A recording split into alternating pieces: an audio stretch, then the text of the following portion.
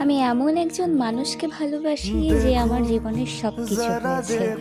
আমার চোখের জলের কারণ না সে, আমার মুখের হাসি সে হয়েছে। আমি আনন্দে আত্মহারা হই তাকে পেয়ে। ভগবানের সিদ্ধান্ত, ভগবানের নির্ণয় সর্বদাই সঠিক হয়। ভগবান চেয়েছিল আমি আমার জীবনে সুখে থাকি, ভালো থাকি। আজ আমি থাকতে পেরেছি। সে আমার মুখের হাসি হয়েছে, না বলা কথার ভাষা হয়েছে।